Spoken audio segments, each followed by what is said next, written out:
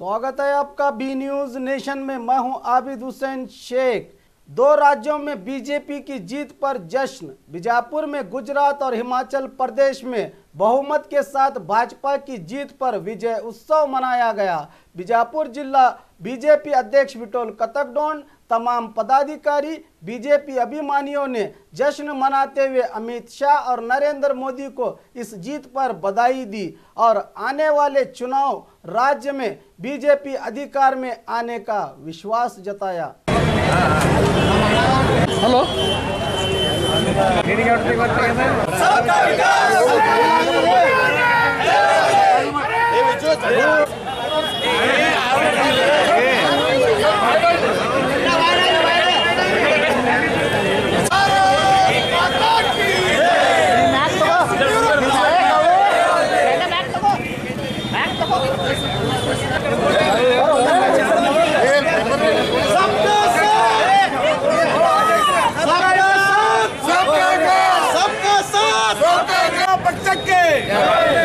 ಧನ್ಯವಾದಗಳು ನಗರಾಧ್ಯಕ್ಷ ಶಿವಕುಮಾರ್ ಬಾಗಲಕೋಟೆ ಹಿರಿಯರಾದಂಥ ಶ್ರೀಯುತ ಚಂದ್ರಶೇಖರ್ ಕೌಟಿ ಅವರು ಒಂದೆರಡು ಮಾತನಾಡಬೇಕಂತ.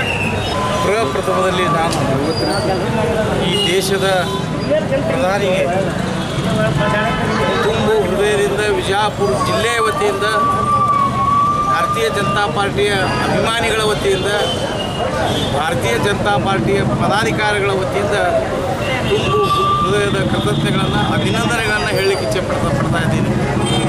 ಜೊತೆಗೆ ಅಮಿತ್ ಶಾ ಅವರಿಗೂ ನಮ್ಮ ಜಿಲ್ಲೆಯಿಂದ ಹೃತ್ಪೂರ್ವಕ ಅಭಿನಂದನೆಗಳನ್ನು ಹೇಳ್ತಾ, ತಮಗೆ ಗೊತ್ತಿದೆ 22 ವರ್ಷಗಳ ಕಾಲ ಭಾರತೀಯ ಜನತಾ ಪಾರ್ಟಿ ಗುಜರಾತ್ನಲ್ಲಿ ಅಧಿಕಾರದಲ್ಲಿದ್ದು, ಇವತ್ತು ಯಾವ ಪಕ್ಷ ಅಧಿಕಾರಕ್ಕೆ ಬಂದಿರ್ತೈತಿ ಅದರ ಆ್ಯಂಟಿ ಇನ್ಕಮ್ಸ್ ಅಂದ್ರೆ ಅದು ಮತ್ತೊಮ್ಮೆ ಆರಿಸಿಕೊಡುವಂಥ ಕಠಿಣ ಪರಿಸ್ಥಿತಿ ಇರುತ್ತೆ. ಉದಾಹರಣೆಗೆ ಇವತ್ತು ನೋಡಿ, ಹಿಮಾಚಲ ಪ್ರದೇಶ ಕಾಂಗ್ರೆಸ್ ಸರ್ಕಾರ ಇದ್ದರೂ ಸಹಿತ ಇವತ್ತು ಭಾರತೀಯ ಜನತಾ ಪಾರ್ಟಿಯ ಅತ್ಯಂತ ಪ್ರಚಂಡ ಬಹುಮತವನ್ನು ಸುಮಾರು 50 ಸದಸ್ಯರನ್ನು ಇವತ್ತು ಹಿಮಾಚಲ ಪ್ರದೇಶದಲ್ಲಿ ಆಯಿತು. ಅದೇ ತೆರನಾಗಿ ಇವತ್ತು ಎಲ್ಲ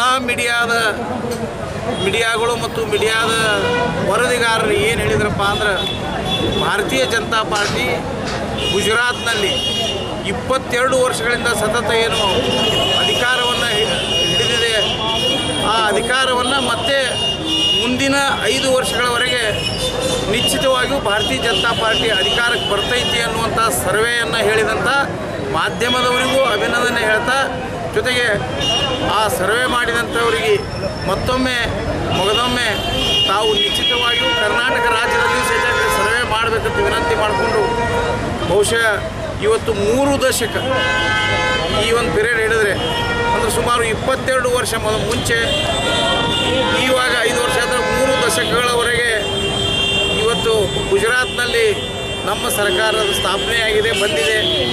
ಎಲ್ಲರ ಅಪೇಕ್ಷೆ ಏನಿದೆ ಅಂದ್ರೆ, ಇವತ್ತು ಗುಜರಾತ್ದಿಂದನೇ ಆಗಮಿಸಿದಂಥ ಪ್ರಧಾನಮಂತ್ರಿಗಳು ಬರುವಂಥ ದಿನದಲ್ಲಿ ಗುಜರಾತ್ ಮಾದರಿಯ ರಾಜ್ಯ ಎಲ್ಲ ಕಡೆಯೂ ಆಗಬೇಕು.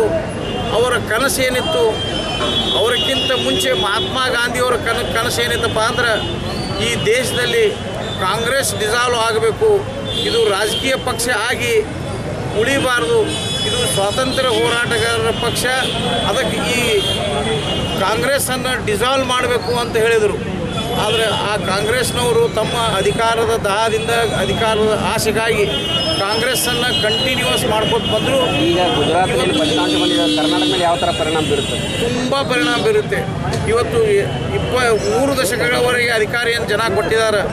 ಇವತ್ತು ಇಲ್ಲಿ ಸಹಿತ ಸಾಮಾನ್ಯ ಕಾರ್ಯಕರ್ತರು, ಹಳ್ಳಿಯಿಂದ ಕಾಂಗ್ರೆಸ್ ಮತ್ತು ದಳದ ಕಾರ್ಯಕರ್ತರು ಇವತ್ತು ಜಿಲ್ಲಾಧ್ಯಕ್ಷರಾದ ನನಗೆ ಕಾಂಗ್ರ್ಯಾಚುಲೇಷನ್ಸ್ ಹೇಳಿ, ಇಲ್ಲ ನಿಶ್ಚಿತವಾಗಿಯೂ ಭಾರತೀಯ ಜನತಾ ಪಾರ್ಟಿ ಕರ್ನಾಟಕದಲ್ಲಿ 2018ಕ್ಕೆ ಗ್ಯಾರಂಟಿ ಬರುತ್ತೆ, ನೀವೆಲ್ಲರೂ ಚೆನ್ನಾಗಿ ಕೆಲಸ ಮಾಡಿ, ಎಲ್ಲರೂ ಕೂಡ್ಕೊಂಡು ನೀವು ಮಾಡಿದ್ರೆ ಬರುವಂಥ ನಿಮ್ಮದು 150 ಏನು ನಿಮ್ಮ ನಾವು ಚಾಲೆಂಜ್ ತೊಗೊಂಡು ಏನು ಕೆಲಸ ಮಾಡಿವೋ, ನೀವು 150 ಸಮೀಪ ಬಂದೇ ಬರ್ತೀರಿ ಅನ್ನುವಂಥ ವಿಶ್ವಾಸವನ್ನು ಇವತ್ತು ಸಾಮಾನ್ಯ ಕಾಮನ್ ಜನತೆ ನನ್ನ ಮುಂದೆ ಹೇಳ್ತಾ ಇದ್ದಾರೆ.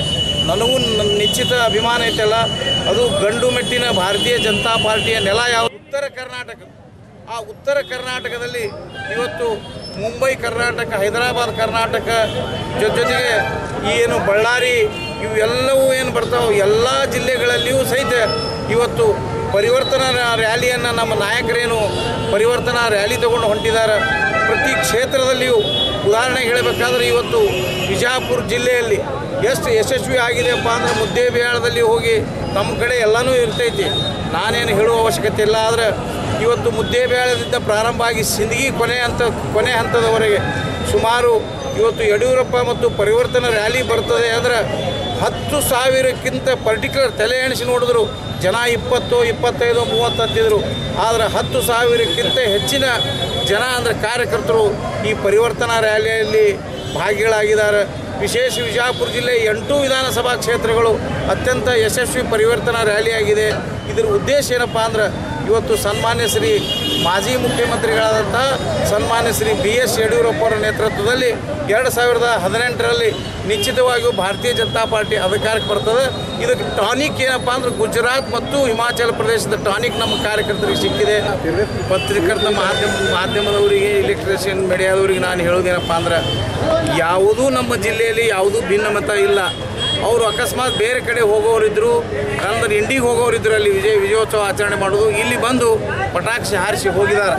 ನಮ್ಮ ಪಕ್ಷದೊಳಗಂತೂ ಯಾವುದೂ ಭಿನ್ನಾಭಿಪ್ರಾಯ ಇಲ್ಲ. ಭಿನ್ನಾಭಿಪ್ರಾಯ ಇದ್ದರೂ 4 ಗೋಡೆಗಳ ಮಧ್ಯದಲ್ಲಿ ನಮ್ಮ ನಾಯಕರ ನೇತೃತ್ವದಲ್ಲಿ ಅದನ್ನು ಶಮನ ಮಾಡ್ತೀವಿ. ನಿಶ್ಚಿತವಾಗಿಯೂ ಇವತ್ತು ಎಲ್ಲರಿಗೂ ಸಂತೋಷ ಆಗಿದೆಯಲ್ಲ, ಅದು ಇವತ್ತು ಎಳ್ಳಮಾಸಿ. ಇಂಥ ಎಳ್ಳಮಾಸಿ ದಿವಸ ಚರಗ ಮತ್ತು ಎಲ್ಲ ಭೂಮಿ ತಾಯಿಗೆ ಸಮರ್ಪಣೆ ಮಾಡುವಂಥ ಕಾರ್ಯ ಅಂಥದ್ರೊಳಗೆ ಎಲ್ಲರೂ ಭಾಗಿಗಳಾಗ್ತಾರೆ. ಅದಕ್ಕೆ ಅವರು ಬಂದು ತಾವು ಪಟಾಕ್ಷಿಯನ್ನು ವಿಜಯೋತ್ಸವವನ್ನು ಆಚರಣೆ ಮಾಡಿರಬಹುದು. ಆದರೆ ಭಿನ್ನಮತ ಐತಿ, ನಮ್ಮ ಪಾರ್ಟಿ ಒಳಗೆ 2 ಮತ ಅನ್ನೋದು ಸುಳ್ಳು. और खबरों के लिए देखते रहिए बी न्यूज़ नेशन।